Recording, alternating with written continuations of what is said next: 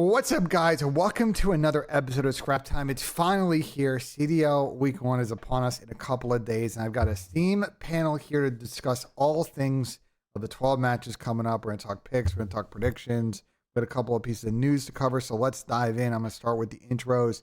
To my right, we got Mr. JKap, aka Jordan Kaplan, all time, a great Call of Duty player, multi-FPS champion, shit like that. Below me, we got Mr. Chelly, the GOAT.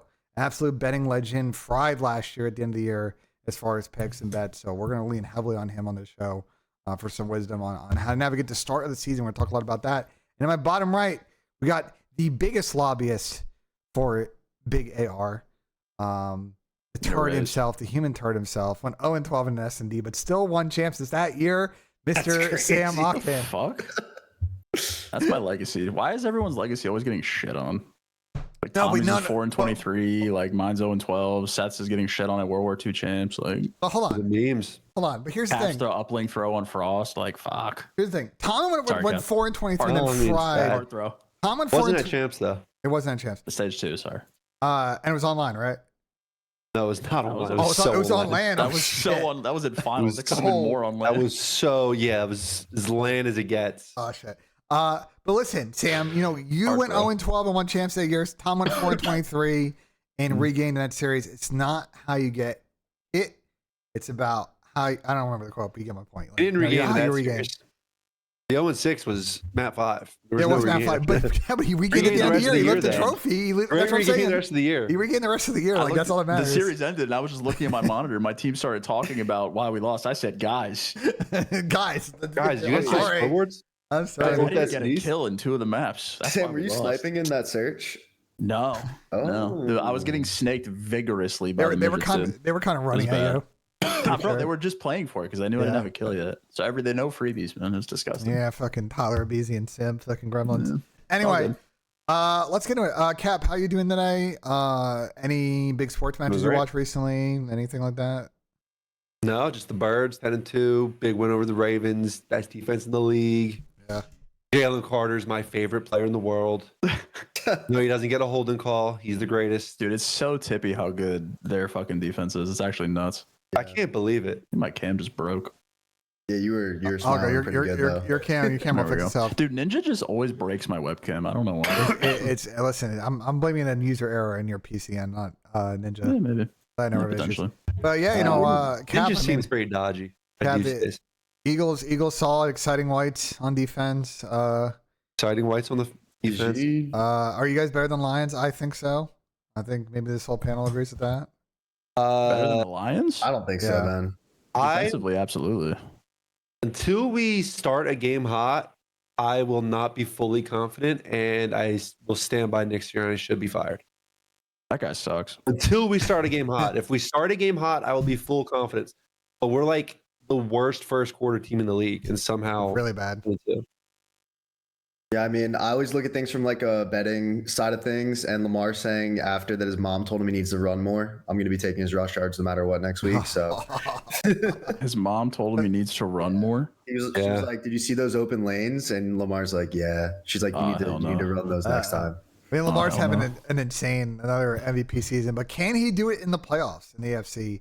That I do not know. Speaking of playoffs, Chelly, I know Penn State in a good position to maybe move up in the rankings if they win this weekend versus Oregon. But I don't think you'll fall too far if you lose. I was about to say, I don't know if we want to win because if we lose, we're projected the 5 seed, and that means we're going to play the winner of the Big 12 championship, which is most likely Arizona State. So Penn State, in my opinion, can beat Arizona State. And then if we beat them, we play, I think, Boise State at the 4 seed. So that's a pretty clear path to the finals if you're a Penn State fan. There it is. Good job, Benjay. Thank you. So, dude, if this happens, I mean, Benjay, what game do I even go to? Do I go to the Arizona State game or do I wait to see if we go all the way? Like, I don't know, man. I can go to the Arizona State game. What? You think, dude? But what if we win? Like, I'm gonna have to. What if you lose? Then you go to the other game. What? You just go to 2 games. I mean, yeah, but I want to go to the Natty. Like, I'm pretty much okay. So you keep going to games, and then you go to what I'm saying? I got to bet on COD, Benjay. We can figure it out, bro. You can figure it out. Priorities. You got a mobile phone. You don't have a mobile phone where you can place bets from. No. The worst case scenario would be we play Arizona State. I go to the game and we lose, and I'm like in shambles. Like I feel like that is a real possibility. But So what you do is you get in a car. Tweaking.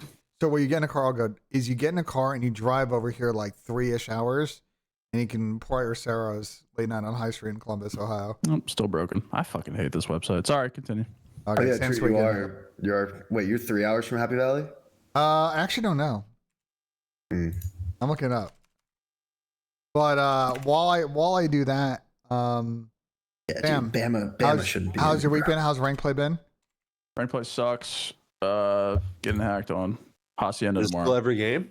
Nah, it's really bad in the morning, but I've been playing with Seth and they're afraid to hack against him, so that's been nice. But yeah, in the morning it's really bad. Like I think it's just like before people go to work, they want like video game dope, so they just get on and hack for like a couple hours. But yeah, from like 8:30 to like 10:30, it's unplayable. Jeez, man, that's bad. But then I start playing with Seth and I get scared. The way you say go to work makes me just imagine like grown men, like our age, 30-year-old older men, just going like a 9 to 5. But like, you know what? Let me get my hacks on real quick before I go clock. Yeah, they just want someone to go into game chat before they go to work, so they feel better about their day. That's insane. They go be miserable at like some shit job, and then they make other people miserable as the trade off. Someone in my chat just said, "Tell Sam that Seth has got a nuke in a ranked play game."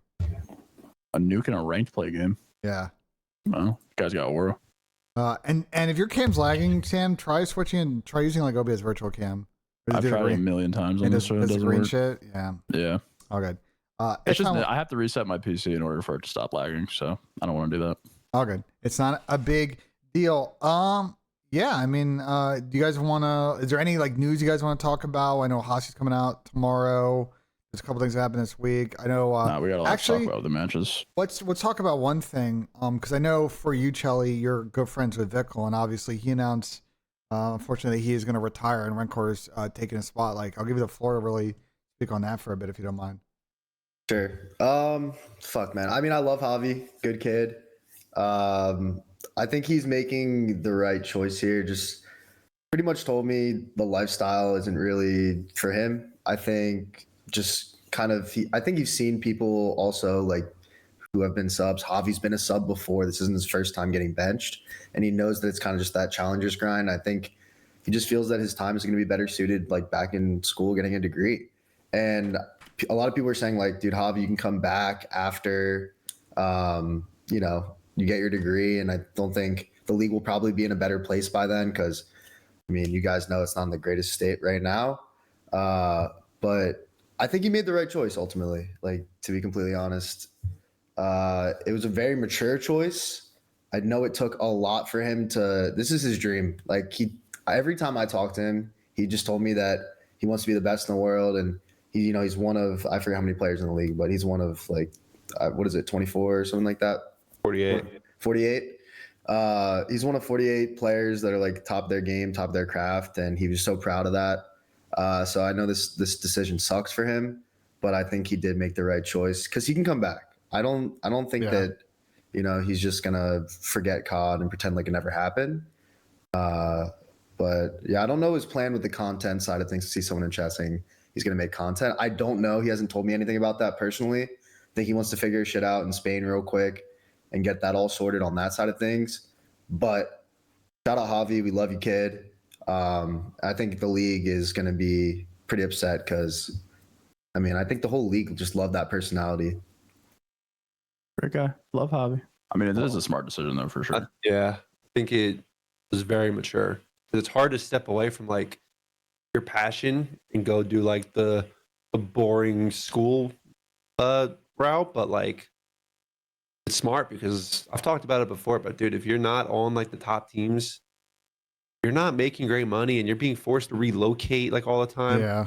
Granted, he was on Miami and like they have their all Spain gimmicks. So like he was kind of stable, but for a lot of pros, like I know Sam with this, you're moving like every year. That shit like sucks. Cross country sometimes.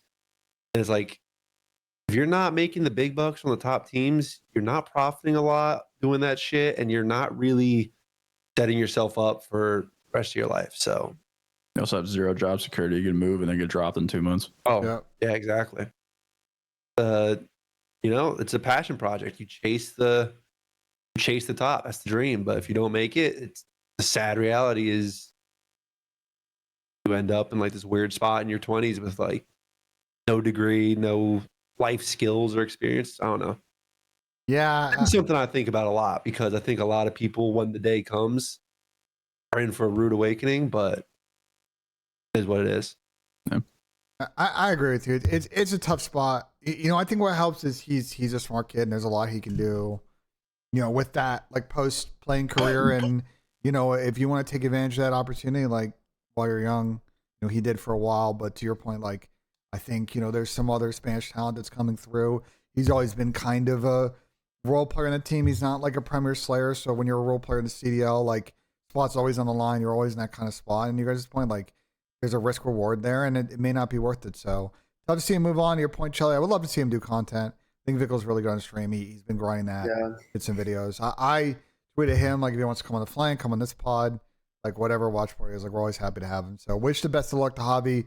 Great career. I'm excited and curious to see what his old team is going to do now that Renkor's coming in and maybe super soon once he gets his visa. But let's get into it, boys. First day of COD starts on Friday. We have 4 matches every single day this week and next week. All CDL teams will play 4 matches over the course of these 2 weeks, 2 matches each week. So everybody will get a pretty decent sample size on everybody. Not to say that everybody's got the same level of quality of schedule. There are some teams in here that I think got really blessed with their week 1, week 2 schedule. So I think overreactions are going to be plenty, but I think people should be very careful about doing so. And yeah, how do you guys want to do this? You want to just go like day by day? We'll talk about the days, go into individual matches. Yeah, that's probably the easiest. Yeah.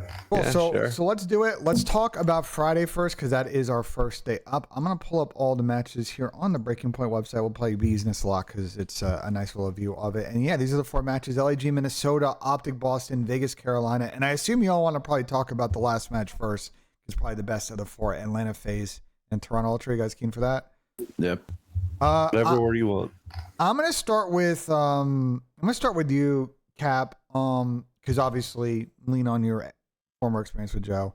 Do you think that there's an upset angle for Toronto here? First match, FaZe has not always been the best starting team in the CDL. You think they can maybe get the upset, or you think it's gonna be like probably a close 4 or 5 map series? I got FaZe. I mean, I don't think obviously not a hot take here. I do think Toronto's gonna be a great team, but I mean, FaZe has been together for a full year now. The trio's been together forever, but like that is a 4. Toronto's still got to find their footing together. Joe and Beans, like, I'm a believer in their potential, but I think it'll take more time throughout the year to hit their potential. I don't think they'll be the best right off the start. I mean, could be. There's always upset potential. Anything can happen. Brand new game. Got playing Search and Destroys, Control, which is I've heard not great. So anything can happen, especially in those modes. But I mean, I'm gonna pick FaZe here. Sam and Chelly, what do you guys think? You guys feeling FaZe as well? Yeah, I don't really think I would have read too much into it. I think FaZe stuck together. They don't really have any crazy work to do to start the year other than just learning the game, whereas Toronto has to learn how to play together and play the game. So first league match, I'm just going to take FaZe. I don't think it's anything super crazy. I do think Toronto will be very competitive throughout the season, but starting out to your point, Ben, I think they're usually pretty bad to start years. I think they were like 0-5 or something before last year. But I expect FaZe to win here. I don't really know where to go map pool wise, so it's like kind of super base level analysis of the series because I just don't know how good or bad any of these yards are at any maps. So the predictions are going to be kind of surface level, but yeah, I'm pretty confident that FaZe will win. So let's talk about that real quick because we talked about it briefly on the flank last night, but I actually think we should spend some time on it right now. So with the 2 control maps currently in the pool, and probably a 3rd one getting added soon, if you guys remember what Spencer Peterson Spinner said on the flank a few weeks ago, the veto process right now is a little bit finicky.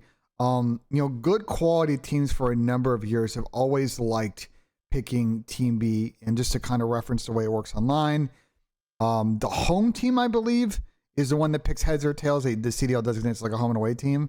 And if you win the coin toss, you get to pick either Team A or Team B. What Team A gets you is really being able to pick map 1, and Team B gets you the ability to pick that first search. the problem right now with 2 controls, and I'm curious, I'm going to start with you, Sam, is right now with the 2 controls, Team B gets to pick map 2, map 3, and map 4. Yep. Which I would be very surprised if anyone picks Team A this week.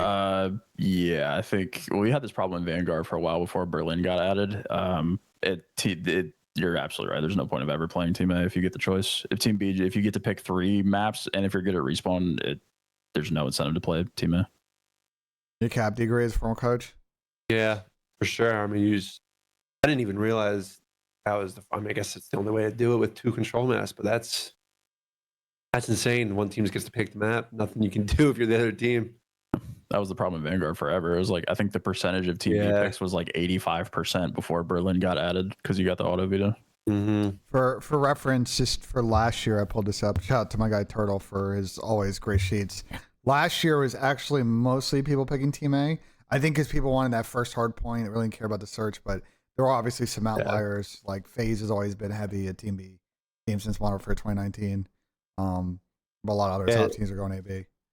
Like FaZe is the perfect team where it's like they're just confident in any map 1. It's just like, screw it, you can pick it. We'll take our S&D, decide on map 1, and really just control like that the 2, 3, 4 maps. That's why they are so heavy Team B. But a lot of other teams want that first map because like, let's start up 1-0, get our map, start up the series 1-0, and then go from there.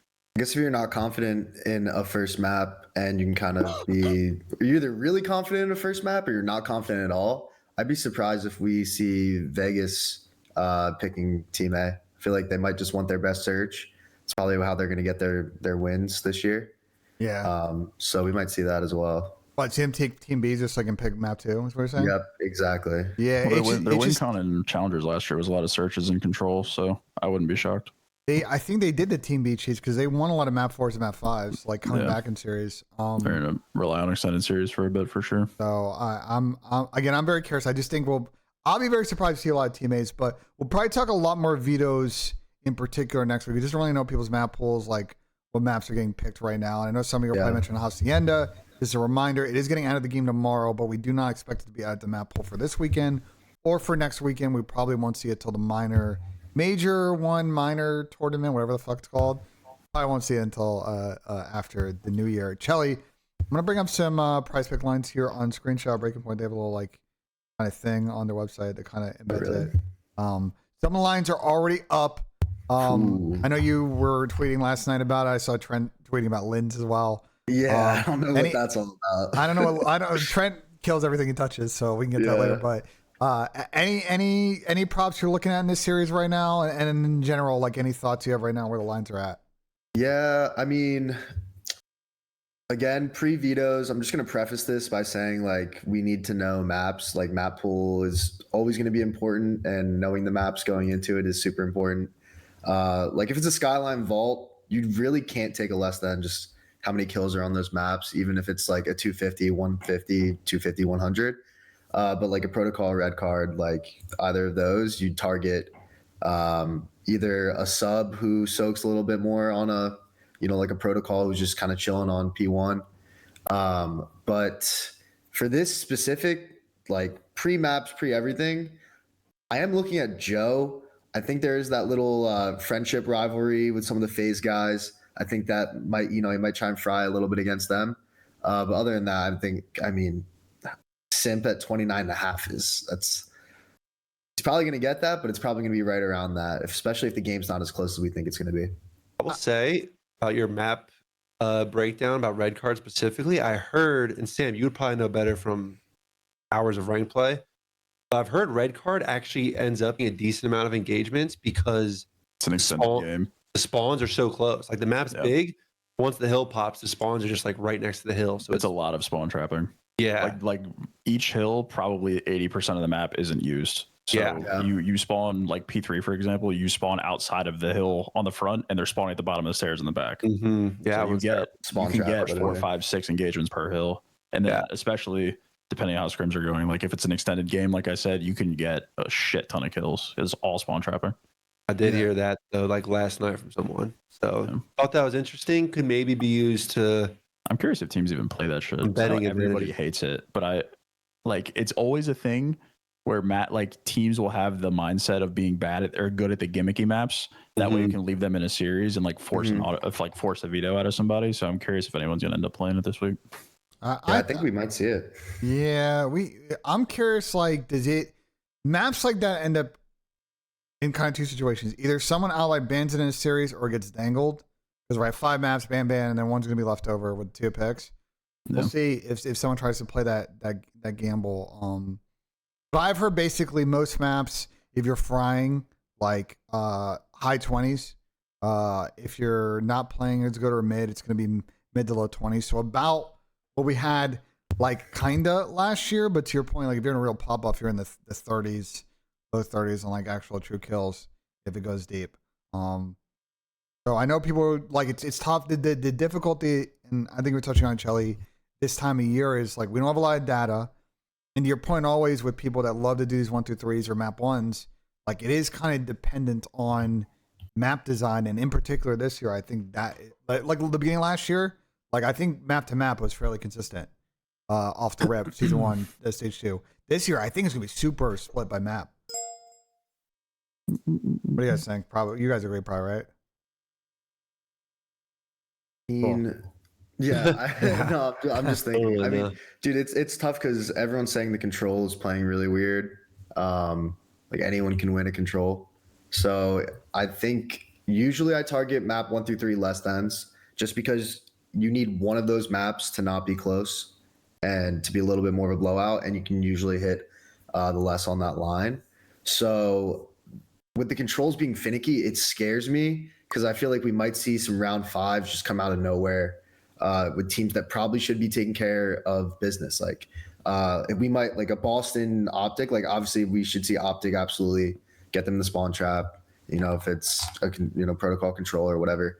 But I'm worried that if, the players are saying that, I mean, Sam, you can probably test this, how much you've been playing control ranked. You guys lose some rounds that are just absurd just because you're spawning in Narnia and, all of a sudden they're 4 stacking. So yeah, I mean, the name of the game in control is spawn killing.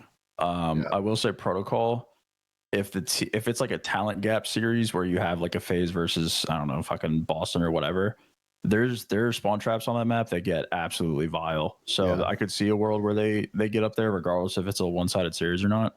Vault could be. Vault has a lot more options to get out of a spawn trap and isn't as straightforward as protocol is, but both maps could end up pretty one-sided and still have a decent amount of kills regardless. Yeah, Damon's in my chat and said he got MW2 spawn trap on protocol. It's pretty bad. Yeah, it's bad.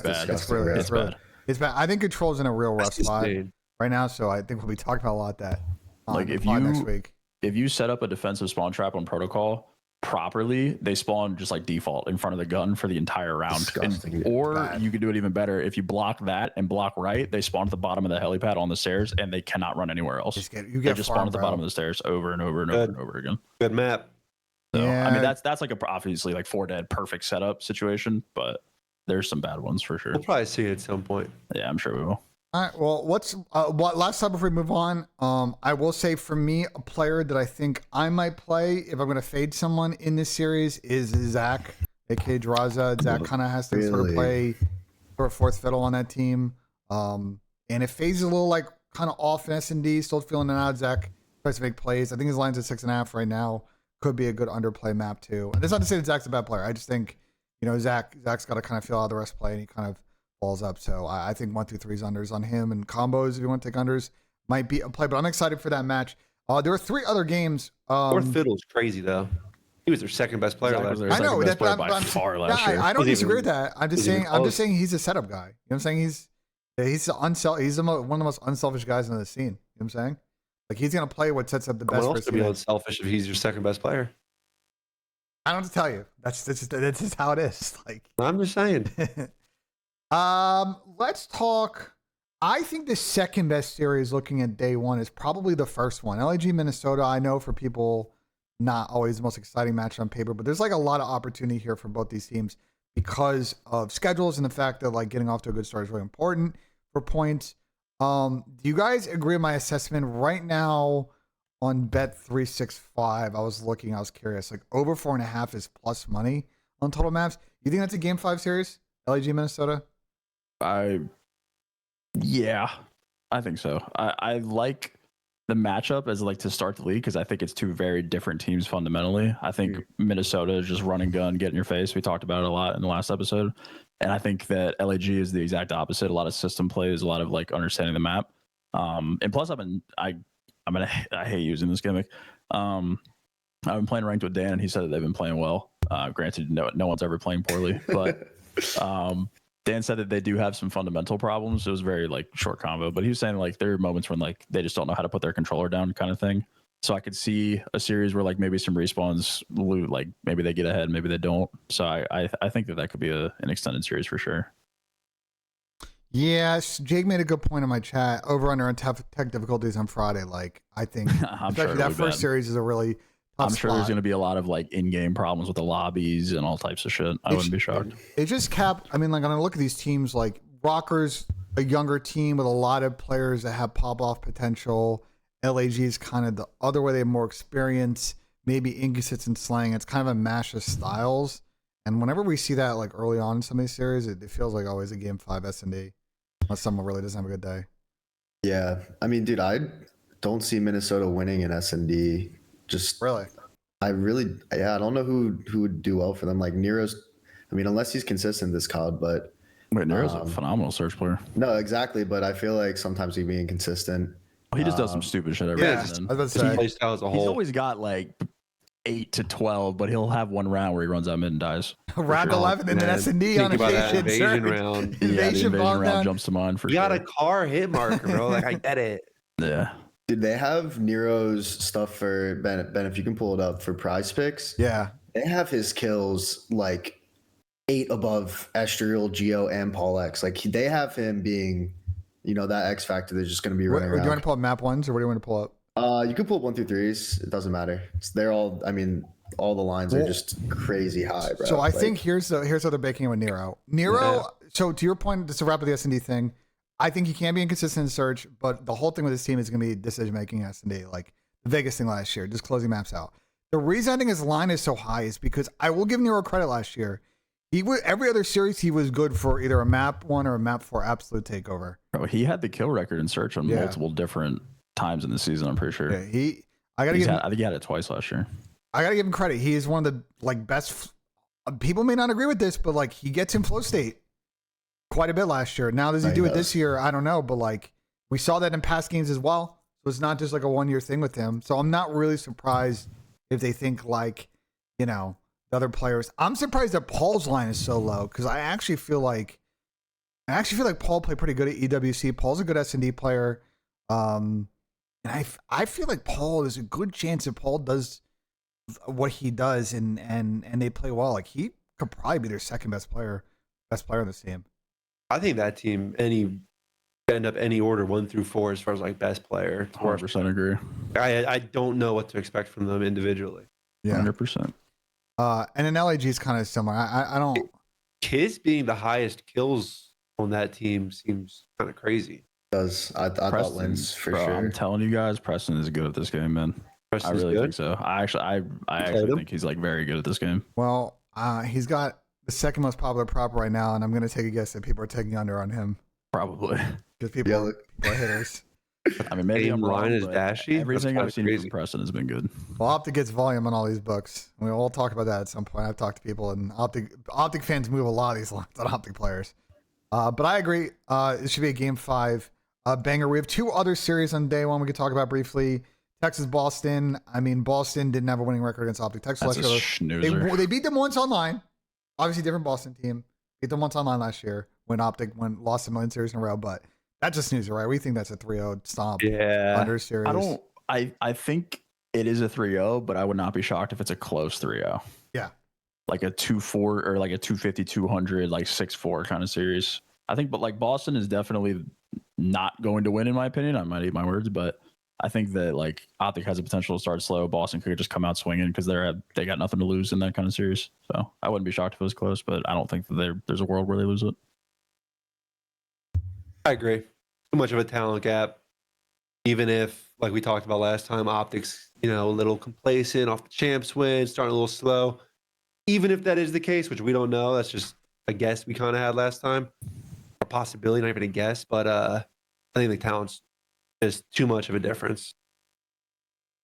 Yeah, I don't I don't think Boston got a chance in the series, but I agree with Sam. A couple of these maps can be close. Chelly, when you look at a series like this from like a betting perspective, like Yeah. it's an unders series on paper, is, but yeah. is that how you play it, or do you get more I specific? mean, again, dude, like I'll keep coming back to this. Like this early in the season, it's really hard to target a less than just because teams are still figuring out fundamentals. I mean, there's going to be lapses in judgment, even from the best teams like OpTic. Like there will be series at the beginning of the season that should not be close whatsoever, but just because they're still trying to learn the little things in the games that they maybe haven't seen in scrims or just haven't seen because they haven't got that many hours on the game just yet. It's scary to take a less than. I think for the first weekend, for sure, I'm going to be targeting some overs more than anything. And then for these series that should be 3-0s to OpTic, like probably just smart to stay away, gather some data, and see how these teams kind of go through. I think it's important too because it's opening weekend for the first couple matches. They don't know the match pace of this game quite yet, and it's always slower. Is something that's also important. Like a lot of these guys will be playing to push boundaries and scrims and figure things out. But Cap played for 10 years. I played for 10 years. Like when you hit a match, everyone's shitting themselves regardless of what narratives are going into it. So especially on an opening weekend, I think it'll be pretty slow. To be honest, I will say but the only play, the only underplay I like, maybe depending on how the series go, it's just purely based on like that factor, is maybe Ken's line 6.5 map 2. Like I think Ken's a good search player, but if it's a weird map, I think under can be a play there. But to your point, it's risky. You just don't know. So Ben, you might be search god this year. Listen, I would like there are a bunch of horses in S&D I think are really good. Attach, when we get to him, like he's my biggest like S&D. Like Nero, I got a lot of overs on. There's certain FaZe players depending on the map you can kind of pick. Like I think people like to pick the map 1-3s and the combos, but map 2s like statistically, like there's a lot of consistency if you play matchups, and I think you can make a lot of cash. Because there's good search players and there's bad search players, Exactly. and it usually does not change. Exactly. Whereas like respawn, you could be good and like you could be good and bad at, but if you're good at search, you're good at search. Everyone wants to chase the dope on and it does print money. To be fair, Paco and scrap overs, but I like the S&D plays. Last match we have on day one, Vegas and Carolina. Will Vegas steal a map? What do you guys think? Yes or no in that series? I have Carolina winning. I don't know how to analyze this series, so I won't, but I have Carolina winning because I like their team and I'm high on them preseason. Even though the coaches poll was not, which we didn't talk about yet, but that was an interesting one. I'll pull up the coaches poll while I talk about that, but I think. Did you see that, Cap? Did you see I did see that. Poll? I was surprised by a couple of the teams. I was surprised. You voted, truthfully, always, right? You never like troll because you would ask us sometimes. I always gave. Bro, Miami has a first place vote in this. I heard Miami's been playing well. They have a first place vote in here, so someone's getting torched. First place vote is crazy. I mean, it could be like, who knows? Maybe they're just frying that one team. That's how someone's getting. You're biased by your own scrim, so maybe Miami's just got someone's number where they're like, "Holy shit, we can't fuck with these guys." Yeah, they could lose every other scrim, but that one team thinks Miami's top dogs. Yeah, there were a couple surprising ones in here, namely Heretics in B. I think C9 being in B, and Ravens being in C. There's probably the 3 teams where I was like, oh shit. I think it's really nice. Being in B, you think is too high? No, too low. I thought people would have them in A still, to be honest, but based on scrims anyway. I mean, I'm not as high on them as I am Toronto, but I thought that they would be up there with Toronto regardless, even if they weren't. That pack's just muddy. I think it's nice they didn't put Vegas in their own tier. Yeah. I think, listen, as always, caution on these polls. If you go back and look at historical power rankings, you're going to notice that they usually nail the top teams on point. But the mid pack of the 6 to 8 teams order is just, you don't know until people play games. To your point, like people aren't going to scrim teams. They're playing the first 2 weeks. There's just a lot of like complexity that I think creates some bias and just unknown in the process. I think for me, I was a little surprised that Carolina was so low in C. Yeah. I think that's the biggest one. I'm surprised behind like Minnesota and LAG. And the only thing I can wonder is that looking at the players on Carolina, maybe, because I know that Austin's going 100% every scrim. I'm not a former player, but I've never teamed Austin, but I know Austin's personality, and you guys are team with him. He's giving it 110. They have some players in their team maybe don't do that, and maybe they're just not consistent day to day right now scrims. Teach? I'm not calling out anyone in particular. I'm calling out Teach. I know it's. You think it's Teach? Nah, Tej works hard worker, not a lazy son of a bitch at all. Damn.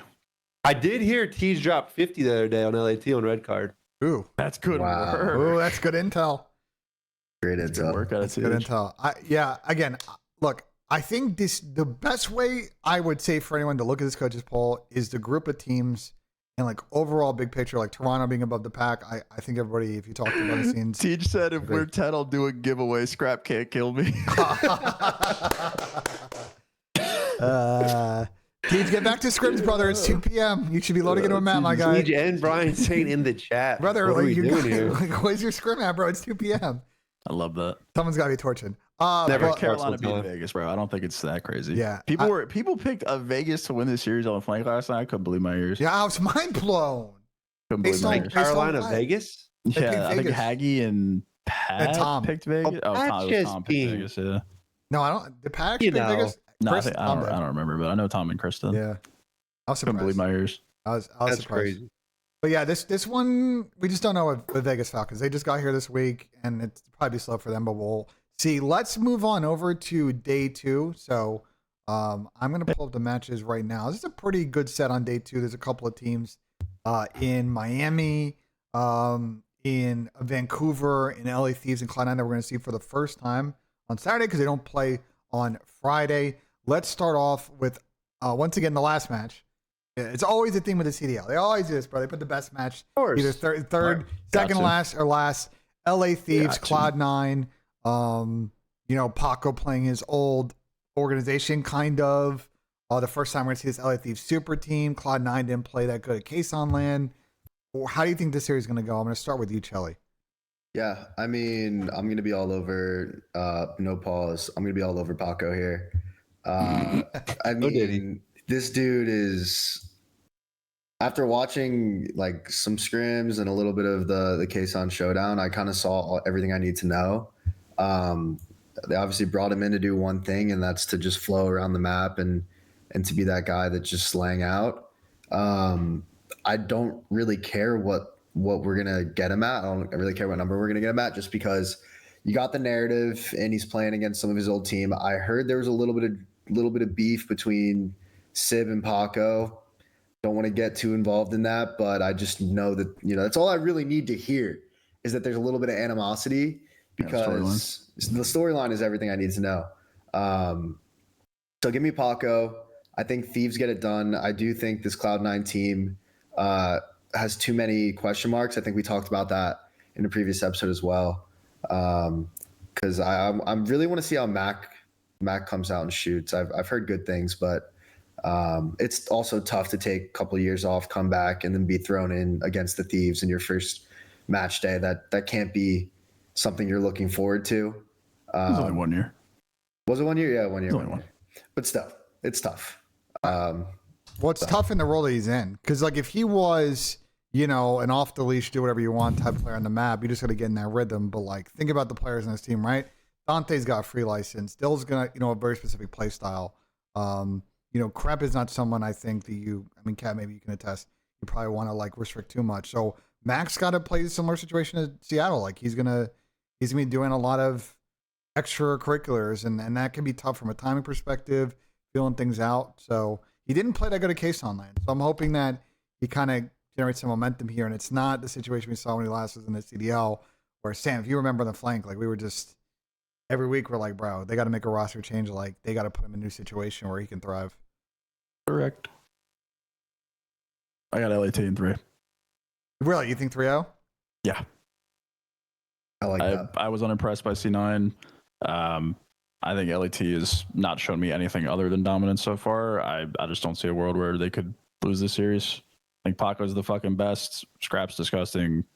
I would need to see C9 prove it before I can pick them to beat LAT in any world. I have LAT against anyone, if I'm being honest with you. No bias. Well, under 3.5 maps is plus 150. There's no player props up yet. People in chat are watching this yet. They haven't posted day 2s, but I think personally for me, I think it's a 3-1.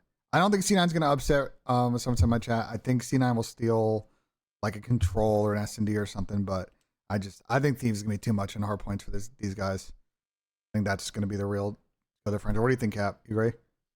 Yeah, LAT probably 3-0 if I had to bet. Maybe a 3-1. Like anything can happen, but I don't know. We've talked about it. Cloud9 just doesn't jump off the page to me. And like, I think if they were playing really well, that coaches poll would have reflected it. Like, I don't think they'd be in the top tier with the top 3, but like they probably would have been that A tier if scrims were going like really well.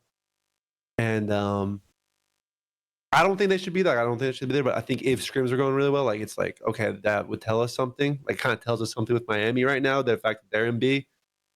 But yeah, so I'm just expecting business as usual. LAT is a better team and should take care of business. Cool. Well, let's move on. Let's talk about. We got to come up with a name for this matchup, Vancouver versus Toronto, because this is like the Canada Derby, like the Battle for the North. I don't know what people got to call this.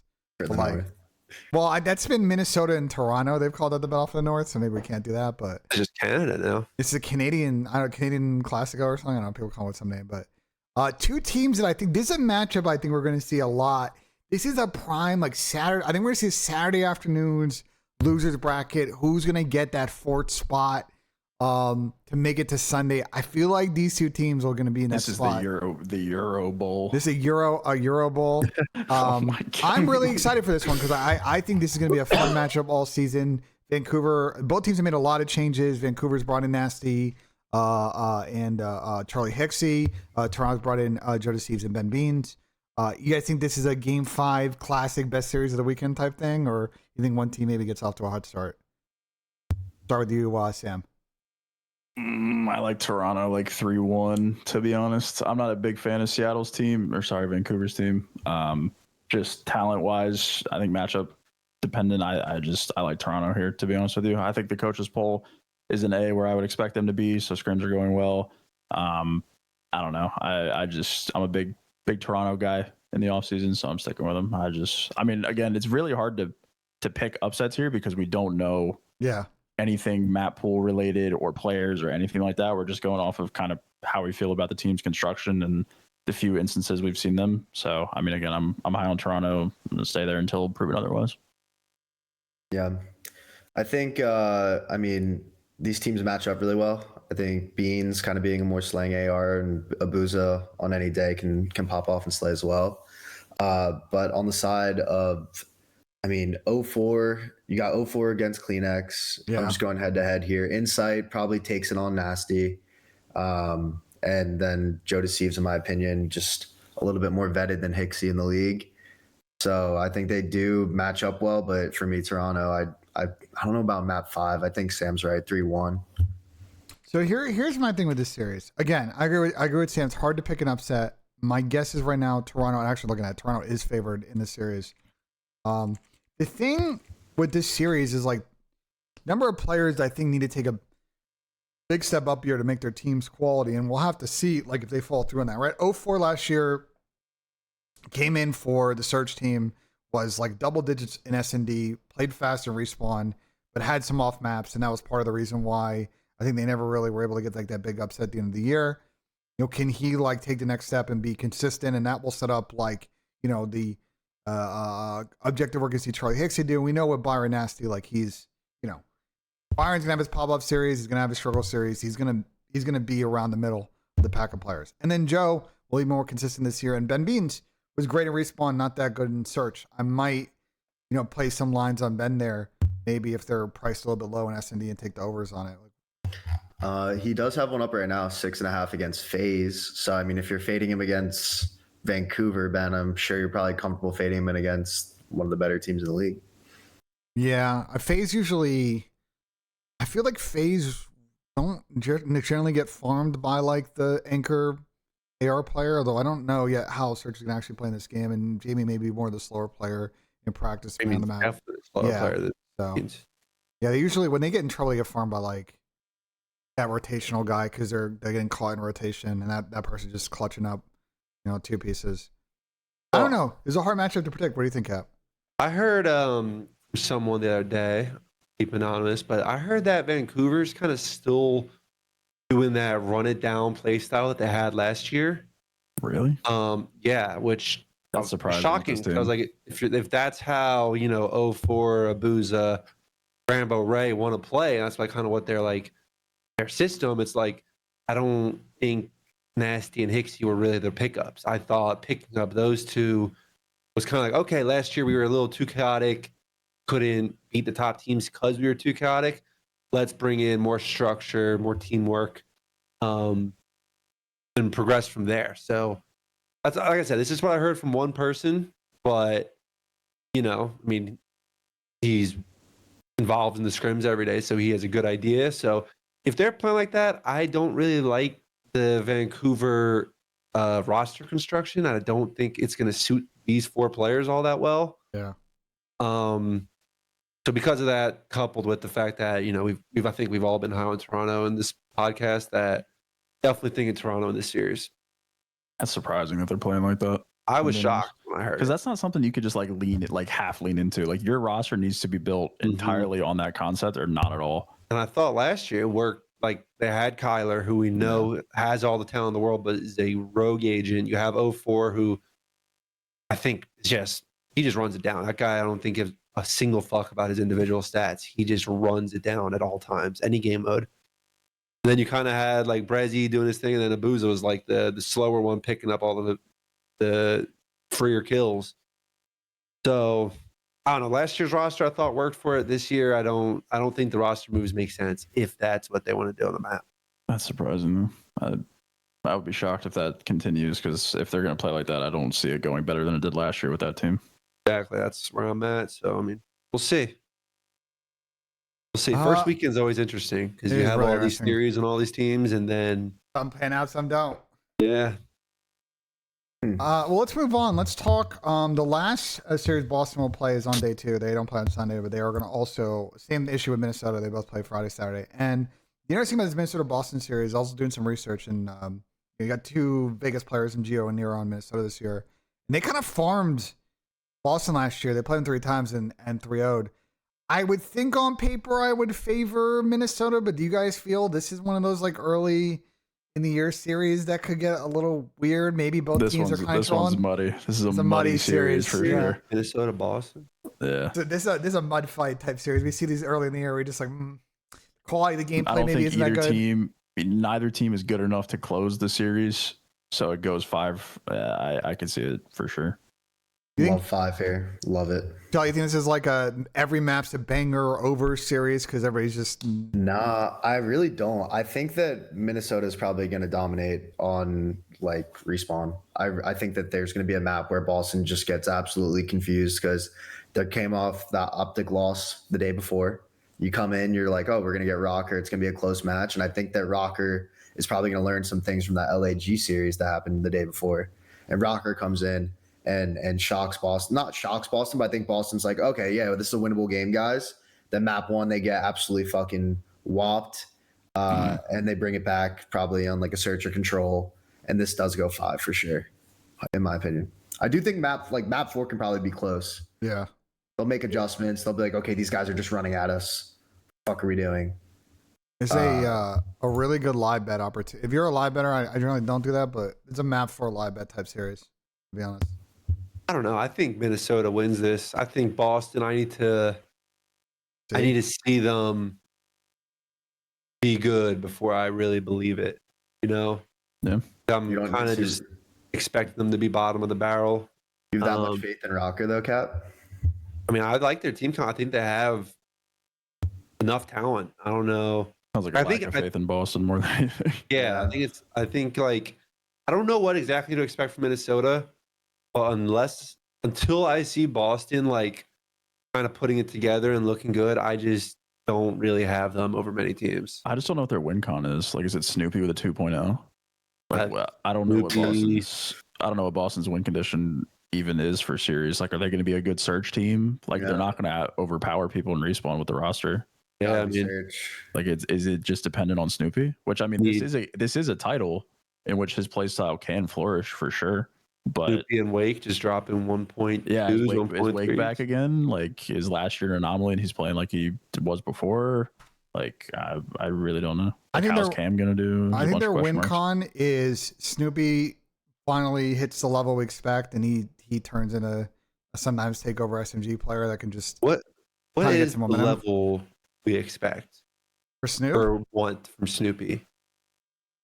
Realistically, it's just, what SMG player do you want him to be as good? Like, what's his ceiling? You think like do you think like is his ceiling like as good as like a Kleenex? Is it better like the elite SMG? Like, I think if you get to like Kremp or Nero level, that would help. But I don't know if he's at the next tier of subs, like the elite I tier think Snoopy. This might be a hot take. I actually think his ceiling is very high. I think he's extremely mechanically talented. I just think he's a moron, respectfully. I agree. That's kind of my point. Is like I just don't know if he's gonna put it all together. Yeah. And you see flashes of it. Like even when Boss is getting shit on, he'll have a series where he's like, "Holy fuck, he's doing everything he can." And his decision making has always been the thing that I've been like harping on. I've always thought he's been good, but he just doesn't know how to play his life very well, or like when to have a go button and when not to. And that comes with time. But this is a title in which that play style can flourish. So I mean, again, I don't know what this team's win condition is. If it is Snoopy dropping 1.3s, I don't see them winning very many series. But I just need to see how they play in this title with Wake specifically as well, because he had such a down year last year. If he's back to how he was and that a little bit more consistency in the respawn, this team could move up in the mid pack. But as of right now, I just don't see a world in which they beat Minnesota. I feel like last year we saw Snoopy have like takeover series and they still were either barely winning or they just weren't winning. I think a lot of that was also mental as well, though. Yeah. Like when you're bad and you're in like a mental state like that, playing series in which you know you're a fucking horrible team on a 12 S&D loss streak. Like I've been there, bro. It's hard. Even when you have pop-off series, like just mentally going into it, you already think you're losing before the first gunfight happens. So I mean, it's hard being in that kind of situation. Well, Boston wants to make any noise this year. Big Wake and Snoop got to be the premier players, because I don't think Cam's getting back to that Cold War level, and Purge, he's a role player. I liked Purge last year, man. Yeah, I liked him. He's it's totally in the right team, but like I don't know if this is the right team. Yeah, it's a tough spot for him. I agree. Last match I want to cover real quick before we go to day 3 is Vegas, Miami. Miami, obviously, Rancor in. I've heard Miami have been great in scrims. Have you guys kind of heard the saying that they maybe get off to a hot start this year? Dude, it's history just repeating itself, man. They got great teamwork to start the year when everyone's on an even playing field, and it happens every season. They start out well and they don't progress. They do the same thing that they do at the start of the year that works because they're doing it well together. But we saw it on prime display last year. They just did the same shit the whole year. They did not innovate. But at the beginning of the season, it worked well because they have great teamwork. They play well together. But the concepts in respawn, their search was good, but their respawn concepts were I was not a fan of last year. So it's no surprise to see them playing well early, but I'm more worried about the scale of which they progress throughout the season rather than the beginning. So but it doesn't surprise me. They're good right now. That's a really good point. They were unbelievable at the beginning of last season. Yeah, they're very good. I think one thing I would say about this series, because I think both these teams should be pretty good in S&D. This could be a nice overs play for Search, because I think it could be around 11 S&D. But it could also be a blowout. I could be wrong. Yeah, I think just wait to see how they do against Carolina, Ben. Yeah. And that'll be a really good series, I think. I'm excited for that. Carolina Vegas or Miami Vegas? Miami Vegas. Or no. Miami Carolina. Vegas. Miami Carolina. We didn't talk about it too much, but that's a Clay revenge narrative. Dude, I was DMing Clay for fantasy info last night for the draft. He didn't reply to me until fucking 2 a.m. When is Miami? What did he say? I was asking him about his players because I don't know shit. I was like, yo, is any of you guys got shooters over there? Like, what's going on? He's like, yeah, bro. Like, he was gassing him up. I don't want to give out the info. For fantasy purposes, Cap, I got to keep that. It could be for betting purposes. We're getting an edge. We're getting an edge. It's crazy. It's daily fantasy. I'm betting right now. Let's move on. We'll talk day 3. I know people in chat. Patch notes came out for season 1 Reloaded. Let us finish the recap, and we'll get to. There's some interesting stuff. Patch notes we'll get to at the end of the show. So everybody, stand tight. All right. Ooh. Here are the 4 matches on Sunday, final day of the weekend. We're gonna start off with LAG Carolina, Miami Vancouver. That's a good one. OpTic New York, good one. But let's start off with, I think, probably the match of the weekend. We got 2 top 3 teams scoring off. Atlanta FaZe versus LA Thieves. We saw this match, I believe, twice at Case on Land. Thieves took it. We know that the head-to-head the FaZe guys have against Scrap is not good. Zach obviously against Scrap is not that good. Poggers had some good success them on land. You think Thieves are taking this one? No bias happened, Sam? Oh, what are you thinking? Yeah, Sam? no, I'll pick other team. It's online, so I could see FaZe winning it. I don't know. This is just, I mean, all we got right now is the names on the roster. We don't know how these teams really play. I put zero stock into the case on land, respectfully. That's just, Yeah. I don't know. It's just so early in the game. It means nothing to me. This is like, I think this is the top two teams on paper. Obviously, OpTic's gross on paper too, but I think these two are maybe slightly better even. I think they'll at least be to start the year. So I think this is a coin flip. I don't feel strongly either way. I just hope we get a nice map 5 banger. Every map's close. You know, I want it to be one of those. If it's like a blowout either way, it'd be kind of sad. I think we should get that. These are not teams and players traditionally that get like 3-0'd a lot online. They always kind of get theirs. They always make it gritty. It'd be nice to close out in a game 5. I could see a 3-1 maybe if someone's really ahead, but I agree with you. I think these are the top two teams, and we're going to see this matchup a lot this year, especially on land, and there's some bad blood. I think this is the beginning of the storylines between these two teams.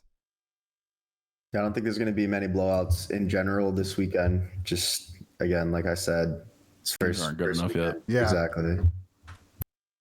Hopefully, we don't know we're shit. so wrong. Yeah, I mean, we don't know anything. If there's but this game, I feel like it's so easy to just get a trade, like figure it out. It's so easy to get a trade. I don't know about that one, Chelly. We'll see. I mean, hey, it sounds simple in theory until you get fucking turned on. Here's all. We're giving the traditional stance. This has been pretty consistent year to year.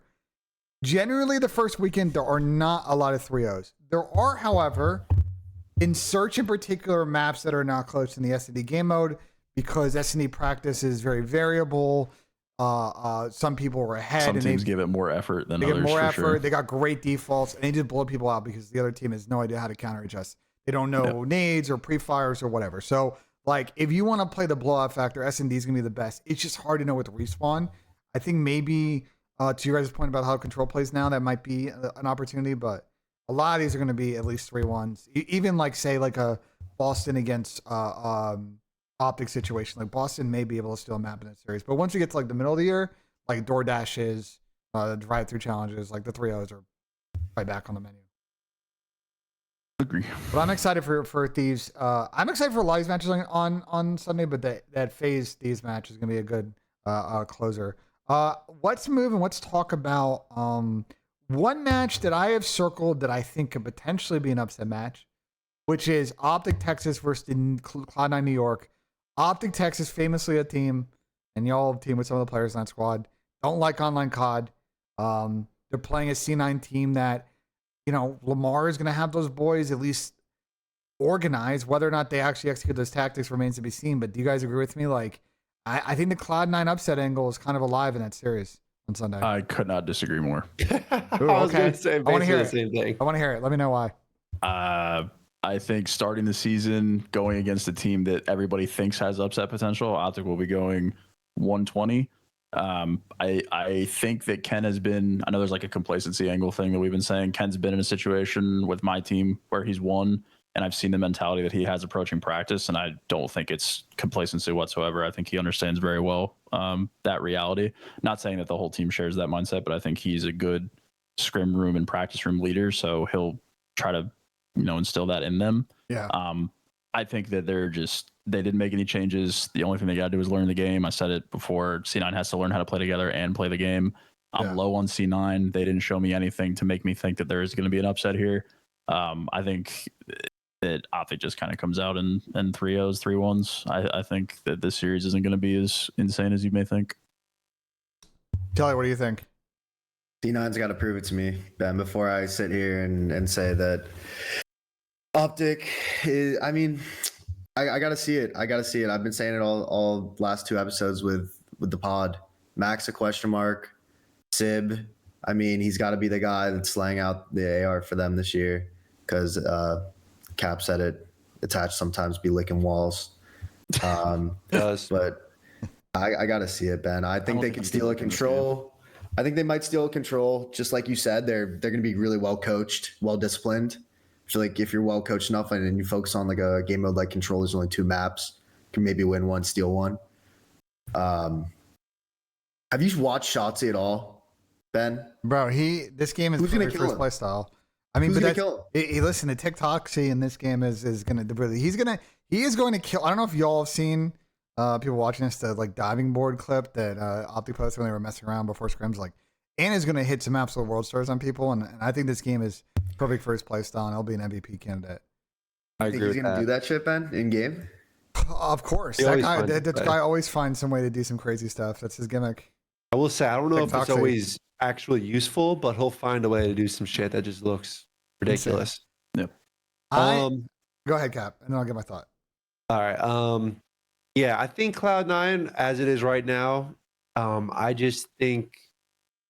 think they'd have like the more 50-50 matchups in my mind against like 6th, 7th, 8th best teams. Like I don't know who those teams are. I think they're more in that tier.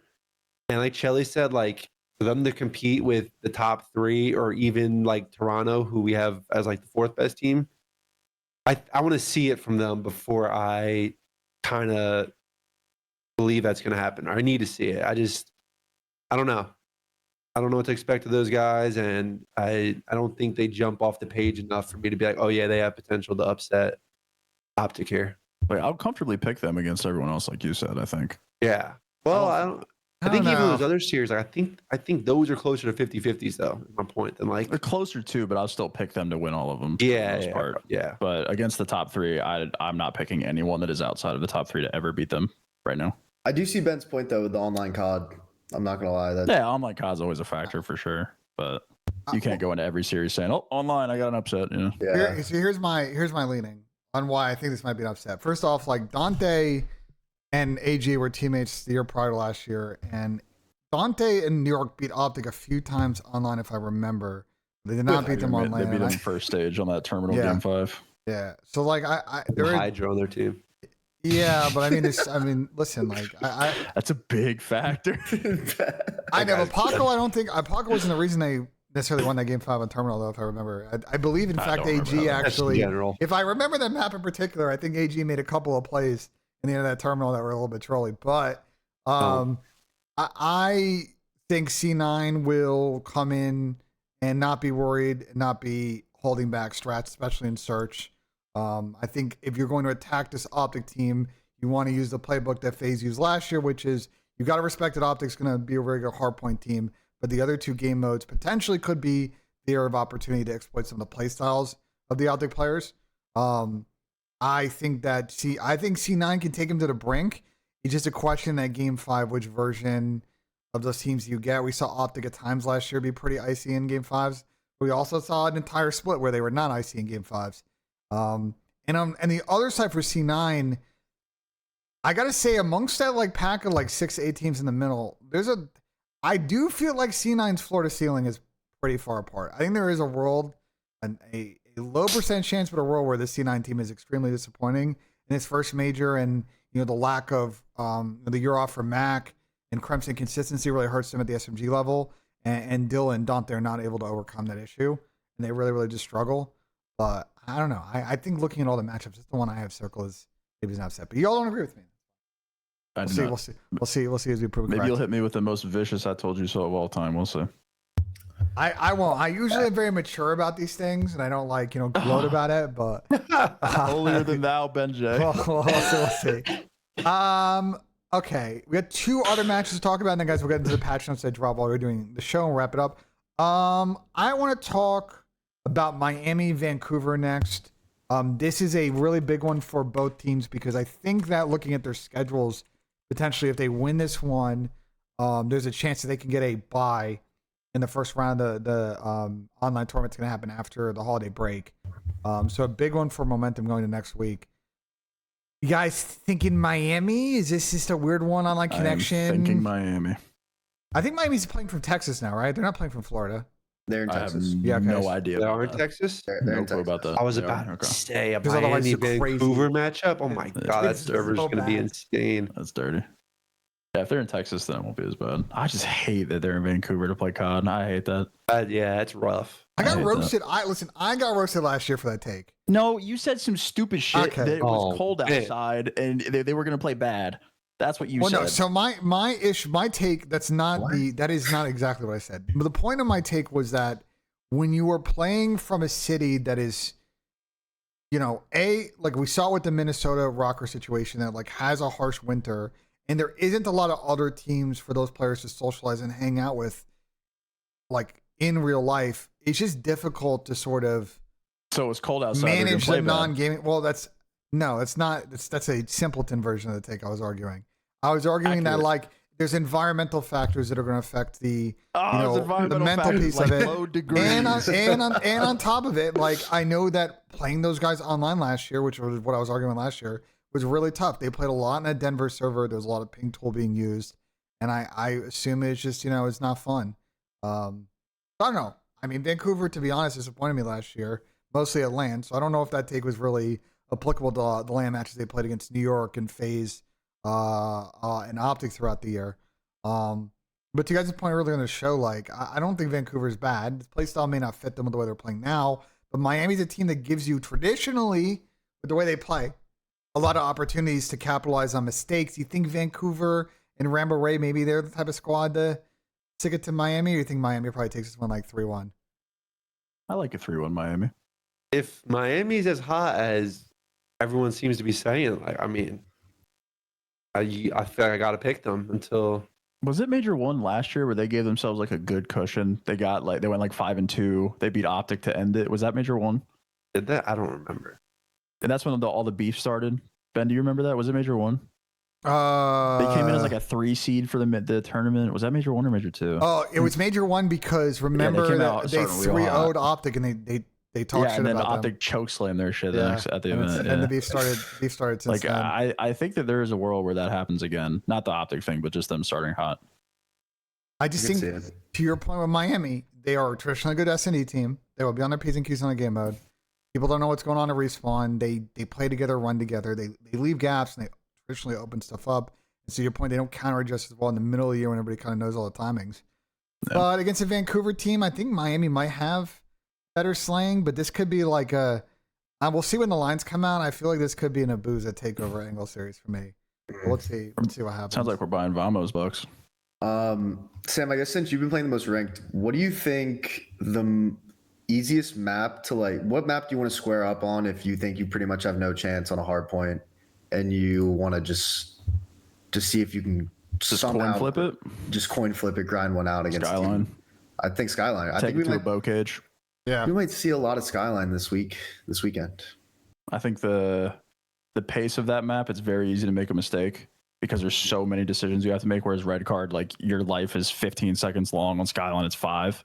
So you're making triple the decisions on that kind of map. The spawns get a little sporadic if like you're not common well and you're not blocking well. So I think if you're going to a series knowing your talent gaps and your best chances to play bow cage, then I'd play Skyline for sure. Every game has the fun mixy map. Yep. Yeah. Skylines definitely feels like it this year. And if you're betting on them, it's Skyline's going to be the Ben J gets a text, says take out a mortgage. Exactly. I get a text.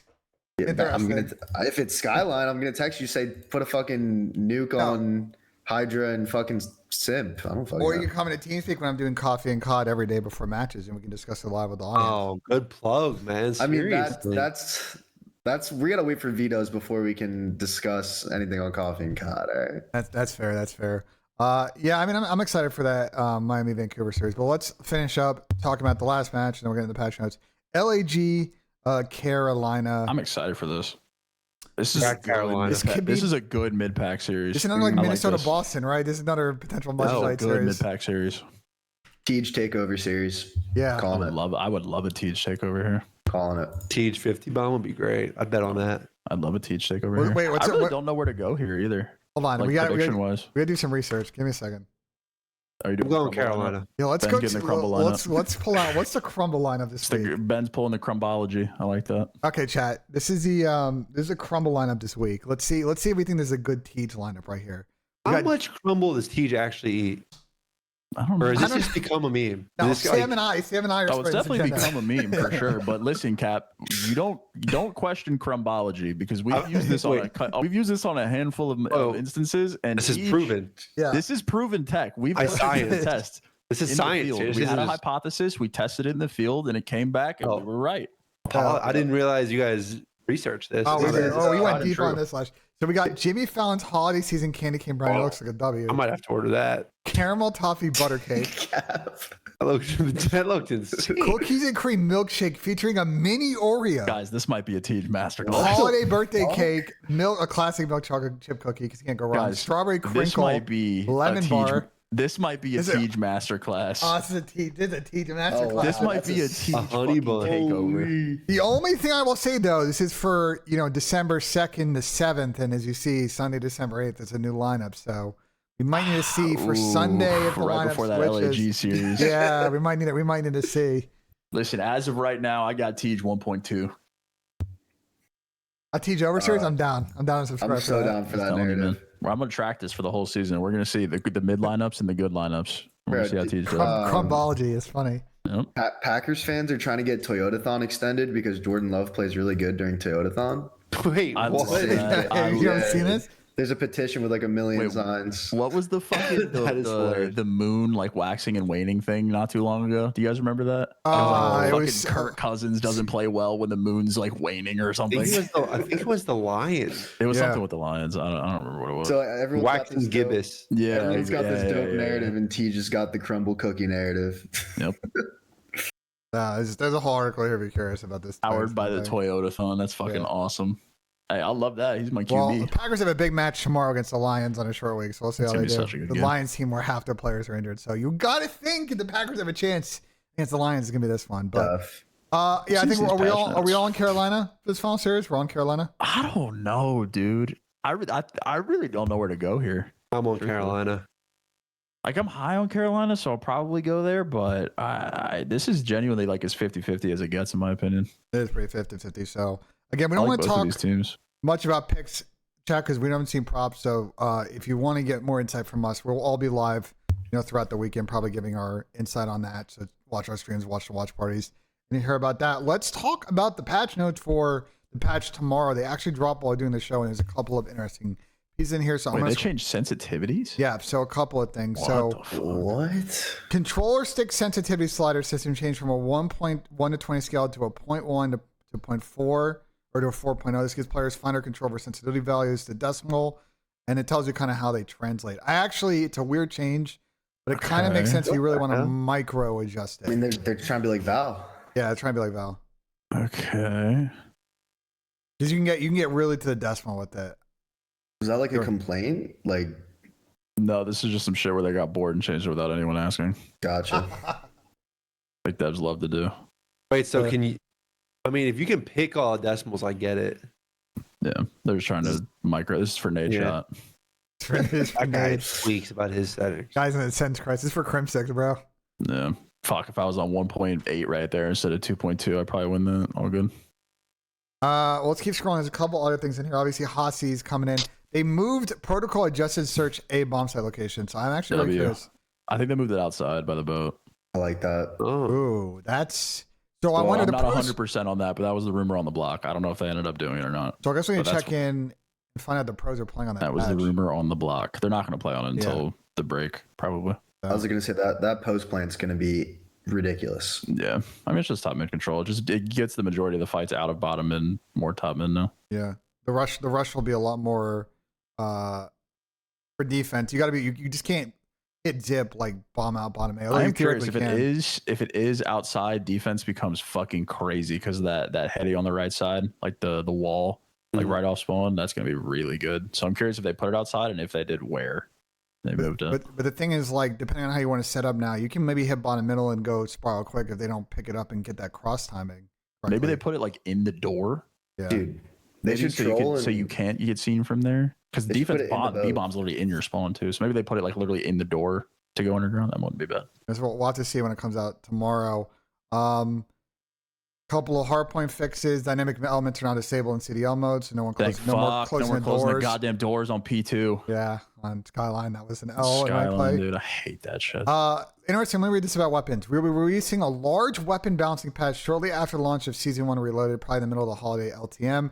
Patch will address some common piece of community feedback we've been seeing. Here are just a few level to high level changes with detailed notes coming later. Headshot damage improvements on full auto weapons. Full removal of idle sway at the start of ADS and sniper rifles. Reduction of visual recoil, sway and bob, which has been a big complaint I think we've all had on that front. So I guess we really can't react to this until we see the full list of changes, but probably after week 2 we'll have some weapon changes going into the holiday break to discuss. I think JKap also had a tweet for some ranked play stuff. Yeah, I think they're getting rid of some guns and adding Hasi right away. It's in here. We're getting there. Bunch of other theater mode fixes, score street fixes, lobby vote fixes, rank play. So new restrictions for rank play. Krieg, Model XM4 now out. SOG is out, and Sniper is out for all modes. No way. The SOG. So, initial thoughts on the SOG out. The ARs is no one can disagree with that. SOG out and Sniper's out. Thoughts? L. Why? I don't understand. Yeah, I was getting ran by SOGs. There were so many SOGs they had to ban it. Everyone was using it, so they had to get rid of it. I just don't understand why they're banning snipers. Because it's jihad. I mean, okay, I understand why, but I don't understand. If I wanted to play CMGs, I'd go play CMGs, but I'm playing ranked play. Couldn't agree more. Yeah, I don't know. I mean, I'm tired of talking about fucking GAs, bro. NJ's not fucking sniping. Bro. I mean, I did, but no one sniped in Surge. No one that I played against ever sniped in S&D in rank play. I think no one did it. A lot of boogeyman cheese going on there. Smokers. Sniper, the SOG's crazy though. I still can't believe that. I don't think I've died to a SOG in ranked. I don't know. Eric folded.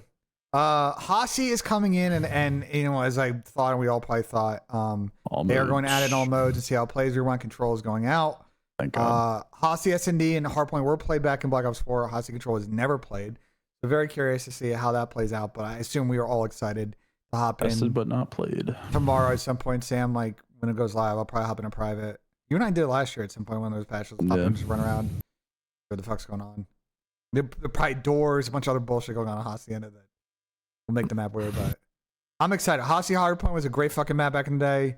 Hasi Search was interesting. There are a lot of really interesting clutches on the map. Again, control. If Hasi control is good, W, but I'm not optimistic on that one. Wait, what is the Hacienda panic room? Bottom mid. Where you could shut that door in Hacienda? I forgot about that. I was like, what the fuck is that? I just never. Bottom, yeah, okay. Oh, yeah, I know what you're talking underneath about. the stairs. Yeah. When you go on the left before you go, yeah. That's my only. I completely forgot that was there. It's my only concern with Hasi is like, in 5v, that middle area of Hasi is pretty big. And there's like, when you get to the one side of it, there's people can run on both sides of the upper level going to that like mid connector room. Do you guys feel like the mid lane on Hasi might be really weird for before? There's like a lot of space to make plays, but there's a lot of weird timings that can go down. Yeah, I mean, you just got to be on your shit. Yeah. I think that map is a godsend right now. As long as it plays anywhere close to how it played in BO4, that map is more than welcome to be in right now. Big route taker map. Especially for fucking red card. Rewind's worst, bro. I don't think this is a hot take at all. I've been standing on business from day one. I think red card's better than rewind, bro. I hate rewind too. I can't do it. For hardpoint? Bro, the visibility on that map is anything, horrible. Ben. For anything. Wow. I just don't like the visibility of it.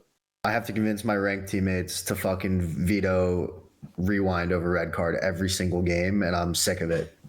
Well, red card's definitely gone for sure. As it should be. Yeah. But.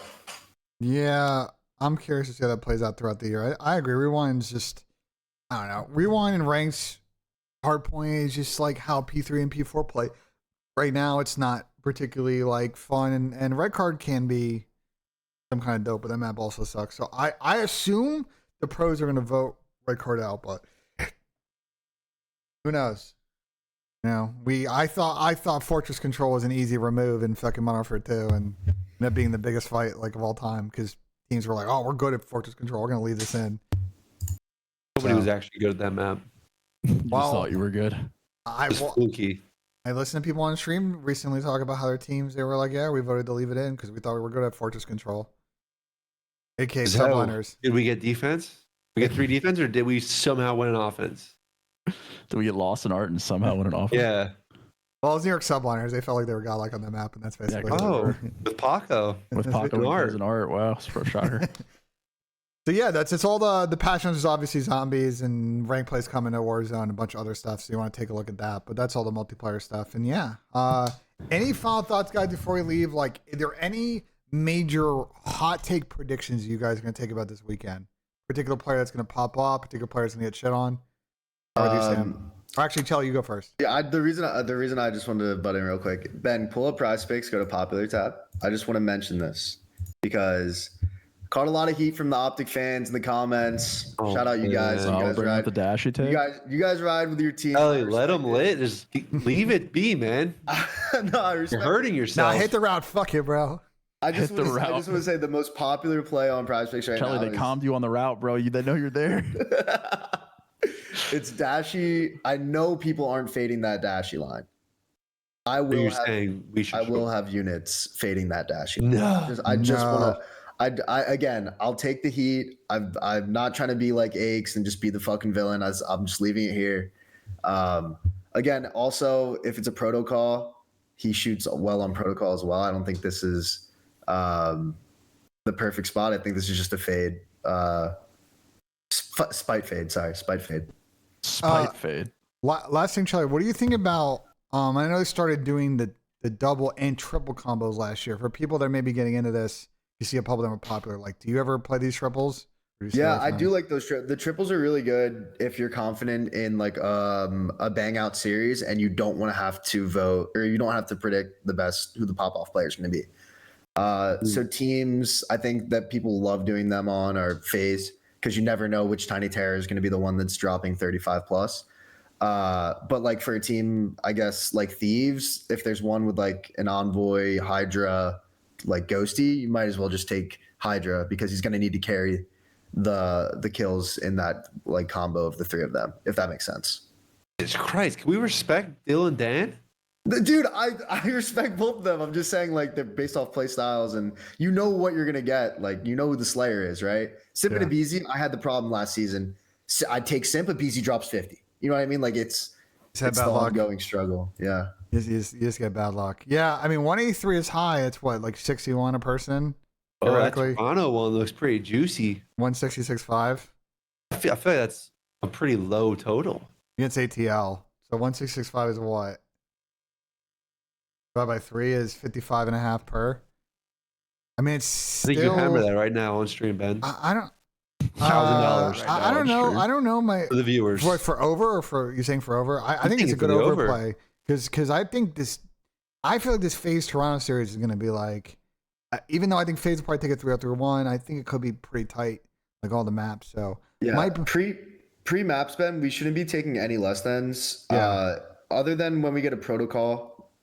And I guess I still might fade a couple red cards. I know Sam said it might play a little bit faster than but right now, before we get any maps, any vetoes, anything, and any data on that, don't take any less thans. Like I know I was joking around about the Dashy, but I genuinely wouldn't lock that in because if it is a skyline, if it is a vault, you can hit that even if it's 250 to 100. So.